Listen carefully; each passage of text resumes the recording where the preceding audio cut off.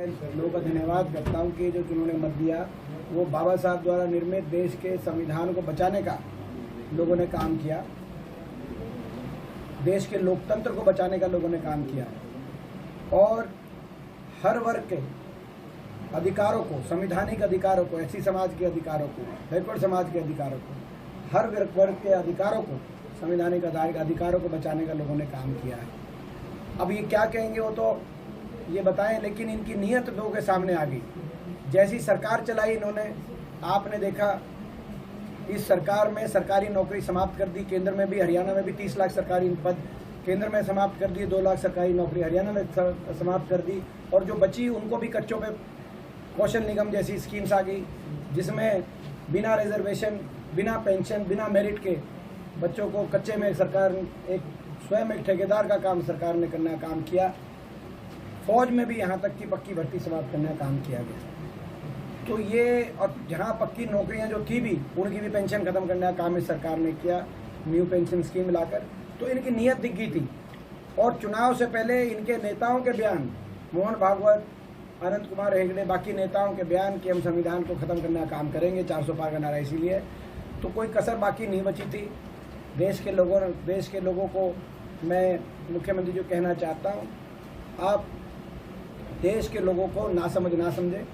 देश की जनता सबसे समझदार है, उन्होंने आपकी नीयत समझ ली और वोट की चोट से आपकी उस नीयत को हराने का काम किया जो आप देश के संविधान के साथ खिलवाड़ करने की सोच रहे हैं। ये वो बात करना चाहते हैं तो इसे खुद की जीत मानते हैं आप मोरल रूप से? देखिए, बड़ी देर कर दी जनाब आते आते, बहुत लेट हो चुके हैं। इनको चुनाव हारने के बाद, इस चुनाव में भाजपा की करारी हार के बाद अब समझ आया कि जिन मुद्दों की हम लड़ाई लड़ रहे थे, हर वर्ग की सुनवाई करनी चाहिए थी। 10 वर्ष तो हर वर्ग को, जिसने अपनी सुनवाई करने की कोशिश करी, उनको लाठियाँ मिली। सरकार लाठी की भाषा में जवाब देती थी 10 वर्ष। तो इनकी नीयत दिख चुकी है। इन्होंने हरियाणा का भट्टा बिठा दिया, भट्टा बिठाऊ सरकार साबित हुई। भट्टा बिठाऊ सरकार, इन्होंने हरियाणा का भट्टा बिठा दिया। एक शब्द है जो हमारे ग्रामीण अंचल में इस्तेमाल करते हैं, ये भट्टा बिठाऊ सरकार साबित हुई है और ये चौपट राज साबित हुआ हरियाणा में। तो ऐसे चौपट राज और ऐसा भट्टा बिठाऊ सरकार से कोई हमें उम्मीद नहीं है कि 2 महीनों में सरकार क्या करेगी। जनता भी ना उम्मीद है, हरियाणा प्रदेश की जनता को उम्मीद है तो चौधरी भूपेंद्र सिंह हुड्डा जी के नेतृत्व से कांग्रेस पार्टी से उम्मीद। बहुत सारे लोग मंत्री के पद पे चाहते हैं, तो कई गॉसिप्स चलते हैं सर कि श्वेता हुड्डा जी आएंगी, वो बहुत बेहद पॉपुलर हुई 2-4 दिन में ही। तो फिर उसके बाद कहा जा रहा है बेरी से आएंगे, दीपेंद्र हुड्डा बादली से आएंगे। दीपेंद्र हुड्डा तो ऐसा है, देखो क्या कहेंगे? ऐसा है, मेरा कोई लक्ष्य, कोई पद की प्राप्ति नहीं रहा है कभी भी। आपको पता है, जब मैं विदेश से वापस आया था उस समय एक ही बात अपने मन में, एक ही लक्ष्य को लेकर मैं आया था कि अपने देश के लिए, अपने प्रदेश के लिए, अपने लोगों के लिए मैं कुछ करूं, कुछ अच्छा करूं, कुछ अच्छा कर पाऊं, अपना कुछ योगदान मैं दे पाऊं। और उसी को अपना लक्ष्य मानकर मैंने आज तक अपने जीवन के अंदर संघर्ष किया है। और आज अगर अपने देश और प्रदेश और अपने लोगों के लिए कोई अगर एक महत्वपूर्ण सबसे बात है, वो है कि हरियाणा में परिवर्तन हो, ऐसी भट्टा बिठाऊ सरकार से छुटकारा मिले। और उस परिवर्तन के लिए कांग्रेस के कार्यकर्ता के रूप में जो मैं संघर्ष करना पड़ेगा वो मैं करूँगा। हरियाणा में चौधरी भूपेंद्र सिंह हुड्डा जी के नेतृत्व में कांग्रेस पार्टी, चौधरी उदय भान जी की अध्यक्षता में कांग्रेस पार्टी प्रचंड बहुमत से सरकार बनाने जा रही है। हरियाणा के लोगों ने नतीजों में ये साफ कर दिया, आपने देखा, देश में विपक्ष को मिलने वाला सबसे ज़्यादा वोट शेयर अगर कहीं आया तो वो तमिलनाडु या केरल में नहीं आया, वो हरियाणा प्रदेश में मिला विपक्ष को, वो सबसे ज़्यादा 48%। तो ये जीत है चौधरी भूपेंद्र सिंह हुड्डा जी के नेतृत्व की, चौधरी उदय भान जी की अध्यक्षता की, कांग्रेस पार्टी की, कांग्रेस के शीर्ष नेतृत्व का हम धन्यवाद करते हैं कि कांग्रेस के शीर्ष नेतृत्व ने जो विश्वास व्यक्त किया हुड्डा साहब के कंधों पर, उदय भान जी के कंधों पर, आज शीर्ष नेतृत्व का वो निर्णय भी सार्थक साबित हुआ है। तो हम इसी परिवर्तन के लिए हम लड़ाई लड़ेंगे, किसी पद प्राप्ति हमारा लक्ष्य नहीं है। रोहतक लोकसभा के नतीजे ने प्रदेश को और देश को एक दिशा देने का काम किया।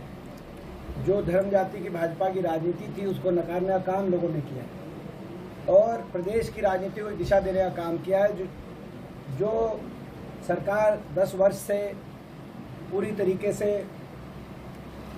एक विफल सरकार साबित हुई है। किसी भी मापदंड में उसके कार्यशैली को आप देखेंगे, आज देश में सबसे ज़्यादा बेरोजगारी हरियाणा में है, नशा बढ़ गया हरियाणा देश में सबसे ज़्यादा, अपराध बढ़ गया हरियाणा के अंदर, विकास की पटरी से उतर गया हरियाणा। एक भी औद्योगिक क्षेत्र हरियाणा के अंदर, 1 इंच मेट्रो, 1 इंच रेल की लाइन, एक नया कोई विश्वविद्यालय इस सरकार में नया नहीं बन पाया, आपके सामने है।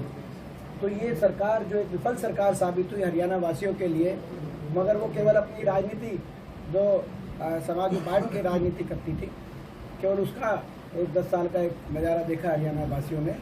उस तरह की राजनीति को नकार के और सकारात्मक राजनीति की नींव रोहतक लोकसभा क्षेत्र वासियों ने रखने का काम किया और इसको हम आगे लेके जाएंगे।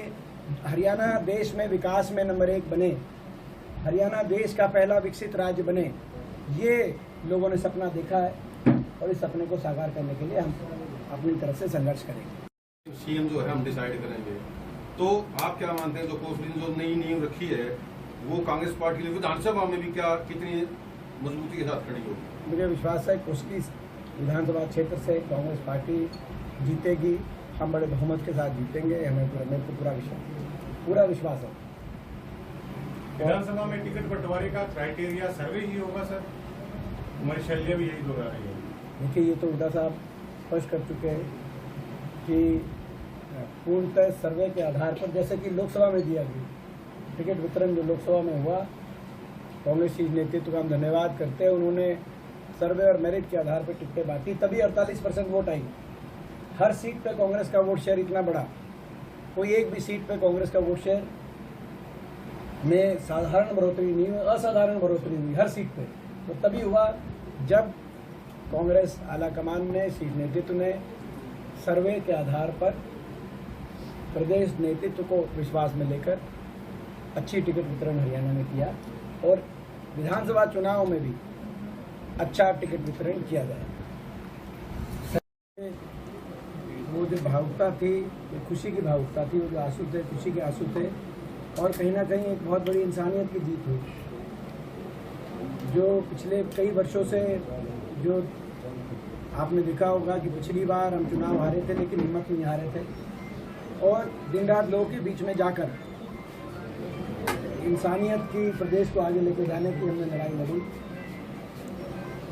और इस बात की मुझे इतनी बेहद खुशी है कि रोहतक लोकसभा क्षेत्र से हर वर्ग का मुझे आशीर्वाद मिला।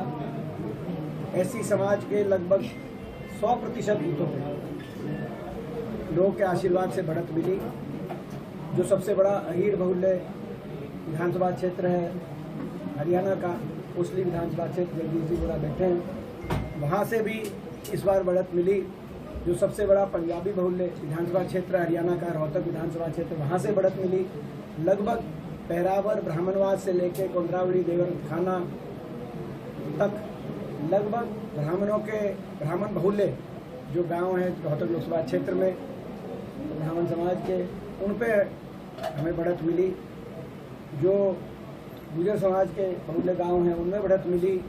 राजपूत समाज के बहुल्य गांव हैं 19 उसमें 13 में बढ़त मिली। बैकवर्ड समाज में हमें आशीर्वाद दिया।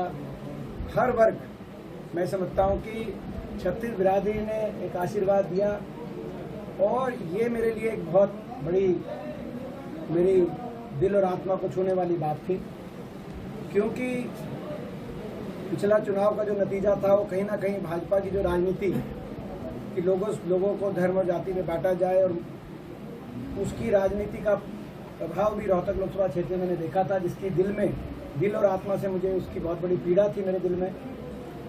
और जब ये चुनाव शुरू हुआ था तो आपको लोगों को याद होगा, तो एक बात मैं हमेशा कहता था कि जीत से बढ़कर जीत ये कि 9 के 9 विधानसभा क्षेत्रों में हम जीते, लोगों का दिल हम जीते।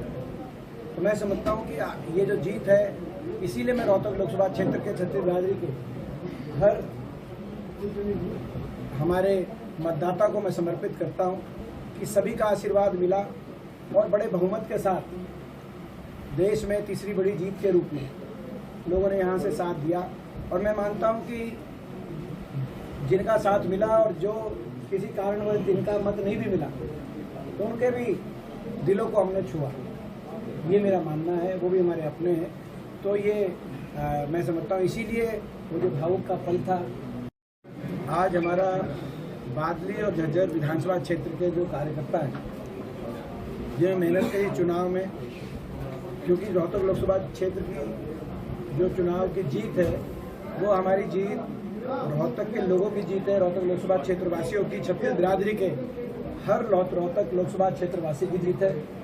वो जीत हमारे कार्यकर्ताओं की जीत है। मैं तो एक केवल नाम मात्र जो है, मैं समझता हूँ कि मैं चुनाव लड़ रहा था। असली चुनाव ये जनता ने लड़ा, ये असली चुनाव सभी कार्यकर्ताओं ने लड़ा। तो आज कार्यकर्ताओं को धन्यवाद किया है। सारे विधानसभा क्षेत्रों के कार्यकर्ताओं के धन्यवाद के कार्यक्रमों के बाद फिर गांव स्तर पे और जो शहर कस्बे स्तर पे जो धन्यवाद के हमें कार्यक्रम करने हैं उनको हम आगे बढ़ाएंगे।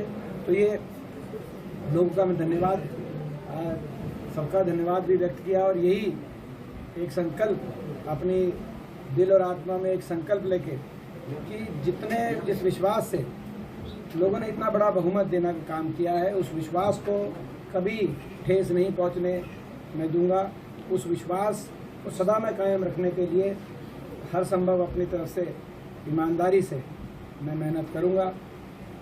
ऐसा विश्वास मैं रोहतक लोकसभा क्षेत्र वासियों को मैं और हमारे सभी कार्यकर्ताओं को मैं ऐसा विश्वास देना चाहता हूँ।